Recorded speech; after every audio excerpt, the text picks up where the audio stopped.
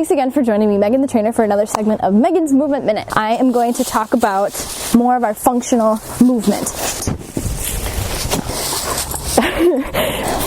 Taz, I need you to stay over here. Foundation. Oh my gosh. Technically, what? Okay, you're gonna go in the house. I'm not gonna play with you right now, okay? I'm sorry. Let's go in the house. Come on. Taz, come.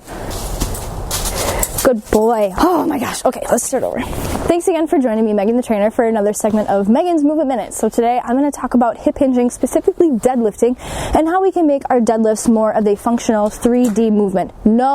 And how we can make our deadlifts more 3D to help prepare us for hip hinging in our day-to-day life. I have my ultimate sandbag here, and so the ultimate sandbag, the cool thing that this has is the unique handle. So I can have my hands be in a neutral grip, which is going to allow me to pull the handles apart and again give me good feedback to establish my lats.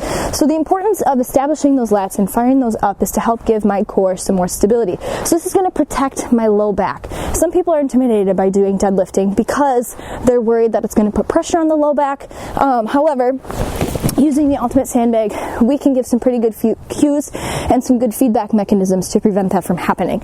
So when I talk about making it more functional, what does that exactly mean? So if you envision a barbell deadlift, your feet are stuck in one place and you just lower down and you stand back up. And that's really kind of all that you do. Now, how often do you actually find yourself getting your feet about hip width distance, and then you just lower yourself down to pick up your item, and then you stand back up? Sometimes we actually might, but I'm thinking about what happens if your shoe is untied as you're walking. You're going to take that, you're walking forward, you'll just bow down and tie your shoe. You don't, okay, hang on guys, I gotta tie my shoe, so let me get set up here. And then you go down and tie it. Okay, so we find ourselves in these kind of different positions all throughout the day. So we might be kind of like in our sprinter stance position. We might be rotated. We might have a foot back. We might be balancing to pick something up. So we can train for those specific positions in the gym, especially with the ultimate sandbag. Not only can I hold on to these top handles, I can also throw into an offset grip, because again, not everything in life is perfectly even and is going to make everything super simple to move. Life is messy and is complicated. We can manipulate our feet. We can manipulate our body position.